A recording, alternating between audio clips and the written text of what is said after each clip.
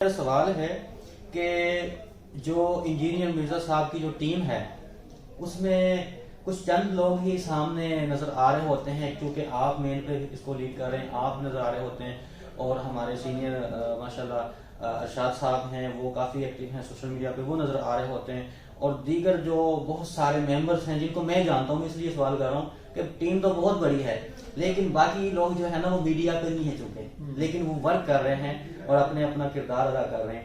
تو یہ کتنے لوگوں پر مشتمل ہے اور کہاں کہاں سے لوگ اس میں شامل ہیں، اور اس کو کس طرح آپ یوٹیلائز کر رہے ہیں اور نیکسٹ کس طرح اس کو کر سکتے ہیں؟ آپ یہ دیکھیں کہ بیل آج جو ہماری فکس تھی، اس بیل کے اندر آپ نے دیکھا ہوگا اس فائل کی جو پریپریشن ہے، اس فائل جو ڈاکومنٹ ایک ڈاکومنٹ کا جو نیکسچر ہے، وہ ساری اس کی تیاری ڈیفینیٹلی وہ اتنا کام میں اکیلا نہیں کر سکتا. ایک ٹیم ورک ہوتا ہے جو اس سارے کام کو کرتے ہیں.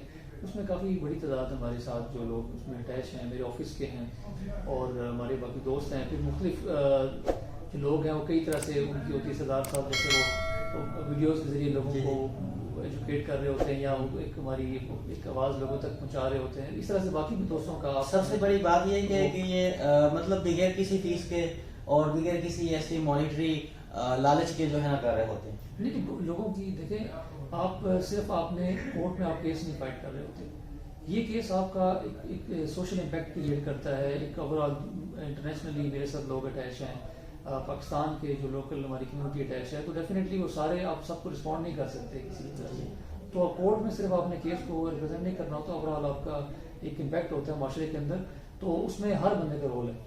تو ہر جو ہے جیسے سردار صاحب کی میں نے اگزامپل آپ کو دی ہے، وہ اس لیے کہ وہ ایک ڈیفینیٹلی ہم وہ روٹین سے لوگوں تک وہ میسج نہیں کنوے کر پا رہے ہوتے، تو وہ ایک میسج لوگوں تک پہنچا دیتے ہیں کہ یہ میٹر جو ہے وہ کورٹ میں پینڈنگ ہے، یا وٹ ایور یہ کام ہو رہا ہے، یہ ڈیولپمنٹ ہو رہی ہے.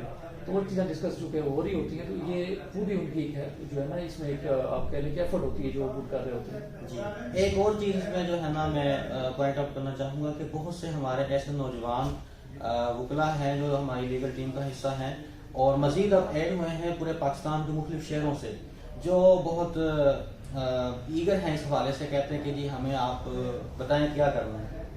وہ بہت تکلیف میں ہیں، لیکن وہ اٹیکنگ پوزیشن میں مطلب کہ کچھ کرنا کیوں کہتے ہیں، لیکن ہم اس پوزیشن میں ابھی نہیں جا رہے. تو ابھی ہم ڈیفینسو پوزیشن میں اپنے آپ کو، جو ہمارے پاس ایلیگیشن ہیں، ہمارے خلاف کیسز ہیں، ان کو ہم ڈیفینسو پوزیشن میں جو ہے نا ان سے ڈیل کرنے کی کوشش کریں.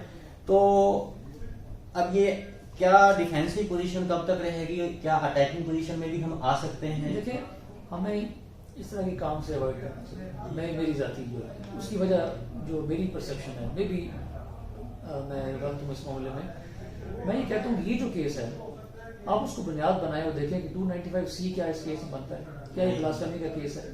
جب یہ بلاسفیمی کا کیس سیرے سے ہے ہی نہیں، اور اس پہ ہمارے ماضی میں بہت سی کتابیں ہیں جو اسلامی کے لیے لکھی گئی ہیں، بہت سی چیزیں ہیں جو کرسچنس کے عقیدوں میں موجود ہے، یہودیت کے عقیدے میں موجود ہیں، انٹرنیشنلی کیا کیا پروپیگنڈے ہیں، لابیز کس طرح کام کرتی ہیں، وہ تمام چیزیں جو ہمارے سامنے حقائق ہیں. تو ہم کہتے ہیں ان تمام کو بنیاد بناتے ہوئے آپ چیزوں کا اپنا مقدمہ جو ہے پازیٹیولی عوام کے سامنے رکھیں کہ یہ حقائق ہیں اور یہ اس طرح سے چیزیں جو ہے وہ نہیں ہونی چاہیے جیسے یہ چیزیں ہو رہی ہیں، اور کس طرح سے اس کو یوز کرتے ہوئے اس قانون کو، ایک بہترین جو قانون ہے، اس کا فائدہ اٹھاتے ہوئے کس طرح سے اس کی مس انٹرپریٹیشن کر کے آپ اس کا بینیفٹ لے رہے ہیں اور لوگوں کو آپ اس میں سزا دلوانے کے لیے وہ کر رہے ہیں. ذاتی دشمنی کو جو ہے نا وہ نبھا رہے ہیں اس کے ذریعے، جو کہ بہت بری بات ہے. حالانکہ ہمارے پاس ایسی چیزیں ہیں کہ ہم اگر ان پر ایکشن لیں تو بہت زیادہ سیریس ایکشن ہوگا اور یہ پنش ہوگا، ان کو پنشمنٹ ملے گی اس میں.